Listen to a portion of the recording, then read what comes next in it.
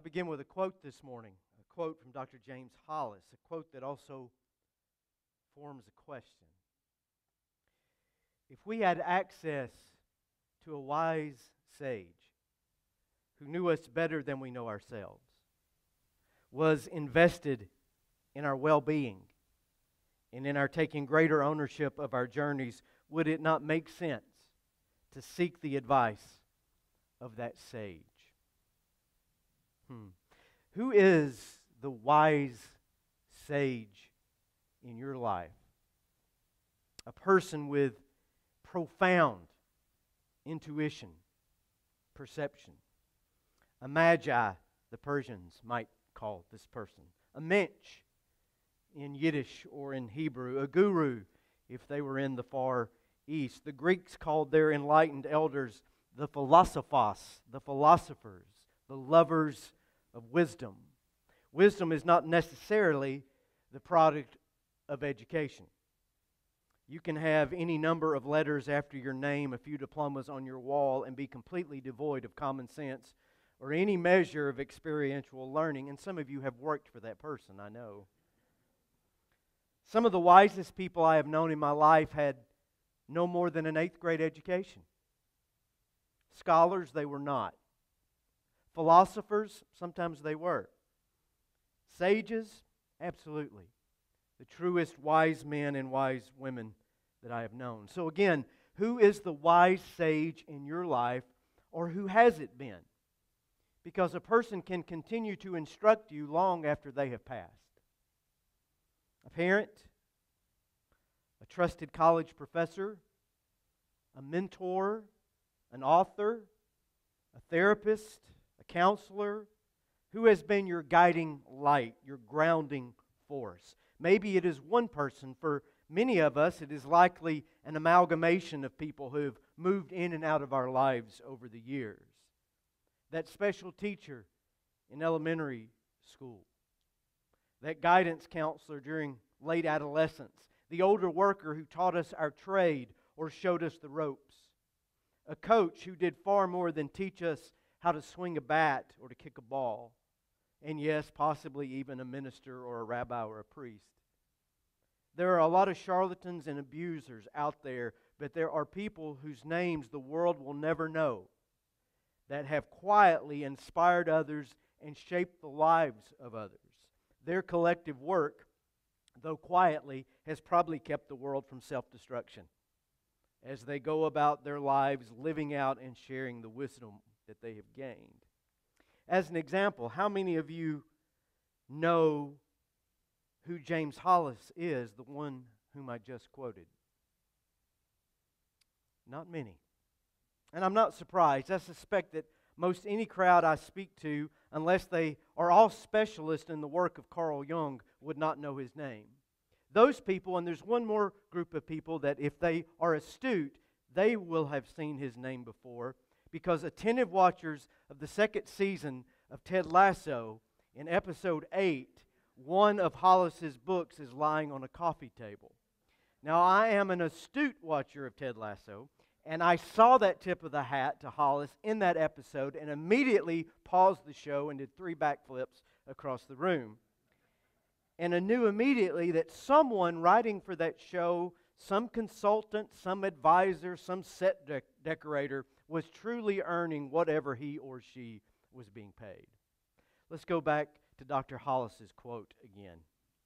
If we had access, that's Dr. Hollis, if we had access to a wise sage who knew us better than we know ourselves, was invested in our well-being, in our taking greater ownership of our journeys, would it not make sense to seek the advice of that sage? Next slide, Garrett. Sorry about that. To Dr. Hollis. For me, James Hollis has been that sage, at least for the last dozen or so years. My dearest friend, David Beavers, introduced me to Hollis, and initially he was so dense. I realize now that that pronoun doesn't work. Not David being dense, but James Hollis's words were so dense, so thoroughly technical in places that I could barely read 3 or 4 pages of his at a time. but I stuck with him as if committing myself to learn to speak a new language, so that now I can say without embellishment whatsoever that I have found Dr. James Hollis to be the most insightful, the wisest, the most accurate assessor of human nature, the most knowledgeable practitioner of the soul that I have ever read, heard speak, or encountered in my life. If there was a sagacious meter, a sagacity ranking system, Hollis would be the greatest living wise man on the planet. Now that's subjective. That's my opinion, of course, but here I stand. Hollis has taught and studied all over the world, teaching humanities for more than 25 years, and right in the middle of his life, in his 40s, almost 50, he quit. He moved to Europe. He retrained as a Jungian analyst and has become the world's authority on Carl Jung, the man, the young disciplines of psychiatry, psychology, spirituality. He's 83 years old now, the author of more than 24 books. He continues to lecture, and he has become my greatest teacher in the second half of my own life, though I only know him through the words on those pages. I've been influenced by a lot of people. Clarence Jordan, Roger Williams, Richard Rohr, Janet Hagberg, Meister Eckhart, Janet Williams. These have all had profound influence on me, my theology, my attitudes, the trajectory of my life, but Hollis now holds sway.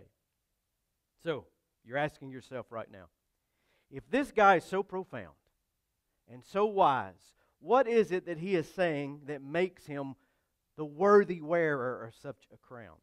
Well, I don't have time to tell you all of that today. Well, which book of his should I read? Well, that depends. I can't say for sure for you. Okay, well, what does he believe about God? That will require a pot of coffee or a bottle of some other brown substance to talk about. But I will tell you the single greatest lesson that Hollis is teaching me is this. Most of us don't really know how to live our lives. Most of us don't really know how to live our lives. This is so because most of us are absolutely ignorant of the life within us. I believe he would say something like this: life is not tragic because it comes to an end. Life is sometimes tragic because people truly don't start living their lives. They live the life that someone else dictates for them, that a society dictates for them, that expectation dictates for them, not the life that each person is uniquely gifted, equipped, and mandated to live. I'll quote Dr. Hollis directly now. We all have to show up. That is, just do your best. Throw yourself into it. Find the courage and the persistence to live your life as best you can in a world that may or may not cooperate. And remember, no one is perfect. No one is ever finished. No one ever gets out of this life alive. Just live it as well as you can. That is all anyone can ask. We are here to bring our best selves to this troubled orb plunging through oceans of space. You are here to be yourself, not through selfish injury to others, but in humble service to that possible person God intended. We are called to show up as our own flawed, clunky, awkward selves, but as ourselves.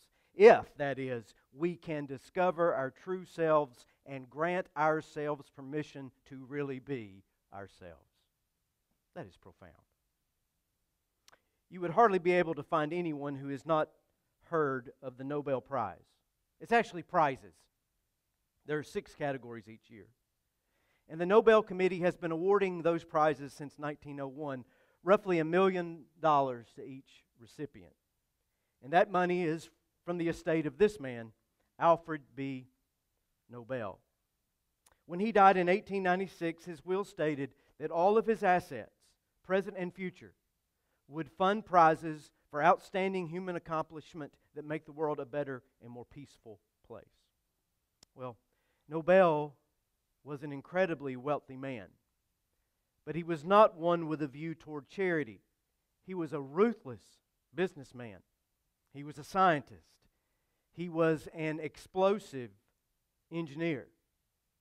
He and his father were quite literally arms dealers. They built the bombs and the mines for the Russians during the Crimean War.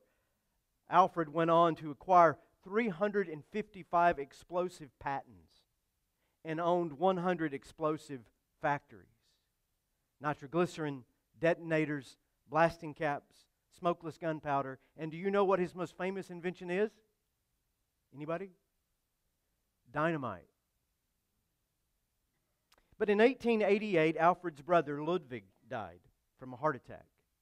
And a French newspaper believed that it was Alfred who had passed away. So the newspaper wrote a blistering obituary that branded him, quote, the merchant of death, who had grown rich by developing new ways to, quote, mutilate and to kill people with more speed and efficiency than anyone who had ever lived before him. It soon became clear that Alfred was not dead. But not before Alfred Nobel had the jolting experience of reading his own obituary in the paper. He was horrified, realizing what his legacy would be. But he also realized that he had time to change that legacy. And he did. It appears that how he would be remembered, though, was not the driving force in the changes that he made. He didn't look outside at the world to see what he should do. He looked inside himself. And he asked this question: this life I have been living, has it been the life that I really wanted to live? See, he went right into this line of work because that was the work that was waiting on him. That was his father's work. It was the work that would be expected of him. Few people know that Alfred Nobel spoke 6 languages fluently, and his love for literature far exceeded his love for explosive engineering. Yes, he set some things right in the end, but he may have missed the life his true self called him to live. He had been built and gifted for something completely different. I'm going to tie all this together here. Look at this elegant psalm of King David. It's today's lectionary reading, and in many ways it is typically Davidic. The warrior poet, the shepherd made king, overflowing with thanksgiving, as David likely has been rescued once again from some deep distress. And he calls his God, he hails his God, Yahweh, as the God above all gods. He calls on the rulers of the world to acknowledge where their power truly comes from. And of course, David sees God as his own tribal fighter. God will take the battle to David's enemies on David's behalf. These are themes found throughout all of David's songs and hymns. But there is a single line, a verse that so jumped off of the page that is unique to anything David says anywhere else. It is verse 3. On the day I cried out, you answered me. You encouraged me with inner strength. I couldn't recall that exact turn of phrase anywhere in the Old Testament. And as I dove in, Hebrew scholarship confirmed, yes, there are only 4 uses of this phrase in the entire Hebrew Bible. The rarity of the phrase had led scholars to some disagreement on how to handle it, the last half of that second sentence. Strength of soul, courage, encouragement to my soul, make me bold. These are all common handlings of the text into English, and none of them are wrong. But what I find interesting, that the root word used here means to cause a storm. To the verse, on the day I cried out, you answered me. You encouraged me with inner strength. You provoked within me a storm. Now that's a different kind of reading, isn't it? I'll connect this back to Hollis and back to the prayer I concluded with last week. For Hollis, it is always inward work. It is always the work of the soul. It is discovering the self and the life within us. It is the inner life that brings clarity and purpose and meaning to the outer world. And back to Paul's prayer from Ephesians 3 that I concluded with last week, and more than a few people asked for the reference. So here it is, and I'll give you part of it. This was my benediction last week. I fall to my knees and pray to the Father, the Creator of everything in heaven and on earth. I pray that from His glorious, unlimited resources, He will empower you with what? Inner strength through His Spirit. Then Christ will make His home in your hearts as you trust in Him, and your roots will grow down into God's love and keep you strong. There is, if we would have it,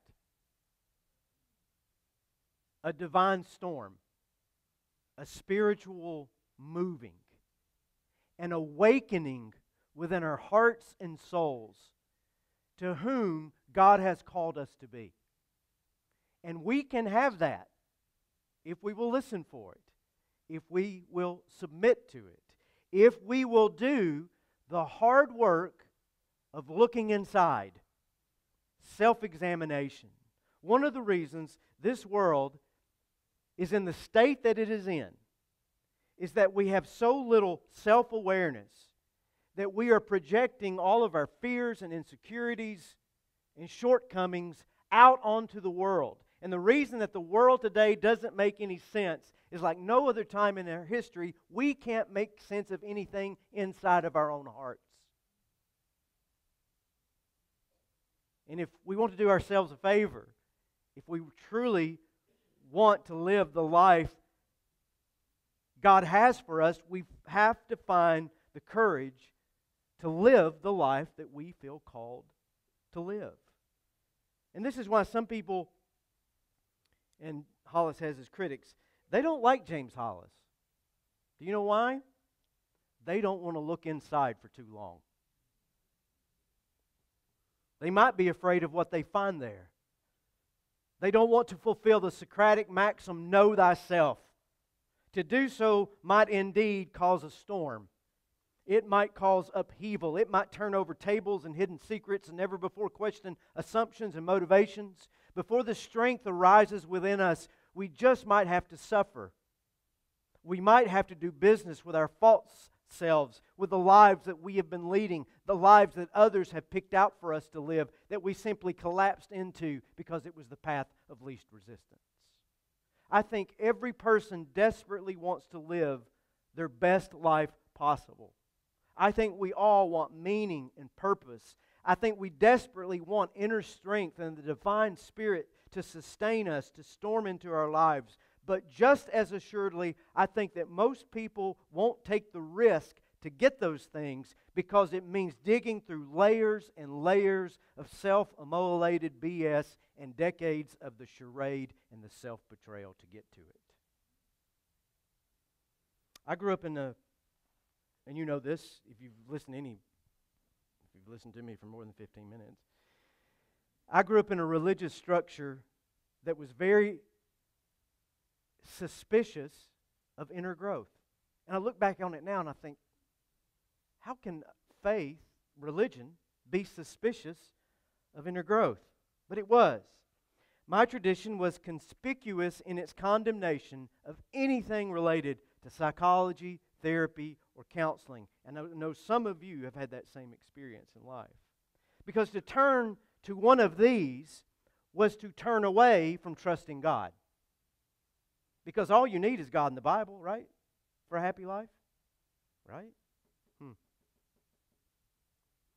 And we were told, don't ever just open up your heart and mind. Guard your heart, as the Scripture said, because if you don't, that's how the devil's going to get in. To deal with true issues of the soul, beyond getting your soul to the pearly gates, was more than frowned upon, it was condemned. And only years later did I come to understand that this is how everyone could stay so trapped. In the church of that tradition, we all dressed the same, looked the same, we all believed the same because no one dared to ask the questions. And it goes beyond religion. We are a society that prides itself in our individuality and in our choices, and you look outside even at today's teenagers and they all look the same. They all dress the same. They have all the same apps. They have all the same ambitions. And there's not a drop of individuality or self-awareness out there. Do you know what this leads to? Living in an insane asylum is what this leads to. No creativity. And I'm not just picking on teenagers. Adults are worse. Teenagers at least have time to change their minds. Most adults can't. So what kind of questions are we to ask? They're not hard ones necessarily. But I started asking them in my church, and you should ask them yourself. Why am I here in this place, in this community? Does it truly express what I need from faith? What do I really believe? And why do I believe those things? Who taught me to believe this way? Do those beliefs still work in the world that I find myself? When you fail to ask basic questions like this, there is no self-knowledge, no individuality, no imagination, no growth. There is only reinforcement of the status quo. And whether you know it or not, religion likes to reinforce the status quo. We don't want too much to change because we've got everything sorted out. And the person that starts asking questions quickly finds themselves on the outside looking in. I'll make a comparison. Do you know what happens to a family when the addict in the family finally gets well? Oh, Daddy quit drinking. Now we're going to be a happy family. Probably not. Mama don't need her pills anymore. Everything's going to be great.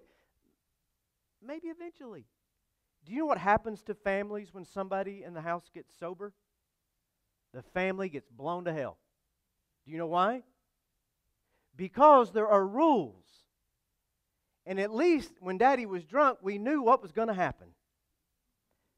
When Daddy starts searching his soul, it's there in the 12 steps. When Daddy conducts that fearless moral inventory, when Daddy begins to ask God to take away his shortcomings, when Daddy sets out to start making amends, these are all in the 12 steps, with those that he has hurt, he starts growing up. And suddenly, this individual who was so predictable and we had built our life around his illness is suddenly getting well. Now we all have to get well. And not every family is able to sustain that. I'm telling you the truth. And there are addicts here today that they thought when they would get sober it would save their family, and the actual opposite thing happened. Religions can function just like that. Don't ask too many questions. Don't stir the pot. If you start asking all those questions, I'm not sure you'll like the answers. I'm not sure that our religious structure can contain you any longer if you come to conclusions that don't match how we do things. So one more word from Hollis, and I'll pick up on this theme next week. God willing, diving headlong into Paul's prayer for the Ephesians. Here's Hollis. We do not rise in the morning, look in the mirror while brushing our teeth, and say to ourselves, today I will do the same stupid things which I've been doing for years.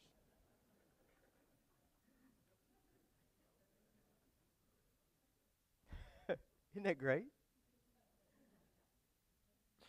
But more often than not, we indeed do the same stupid things. And why? Usually when we smoke it out, it comes down to the possibility that someone, somewhere, might be unhappy with us. So many adults, many of them highly accomplished in the outer world, suffer from a lack of permission to really be themselves, to live the life that really wishes to be expressed through them.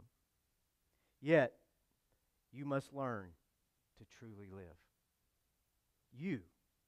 For the only person present at every moment, in every scene of the long-running soap opera you call your life, is you. You cannot continue to blame others for what has happened to you. You are truly, irrevocably responsible for your own life. Grow up. Step into the largeness of your journey. See that continuing to live a life that is not your own is a betrayal of your own soul. Back to Ephesians 3 for our benediction again this week, and the text to which I will return next week. I fall to my knees and pray to the Father, the Creator of everything in heaven and on earth. I pray that from His glorious, unlimited resources, He will empower you with inner strength through His Spirit. Then Christ will make His home in your hearts as you trust in Him. And your roots will grow down into God's love and keep you strong. In Christ we pray these things, and God's people say,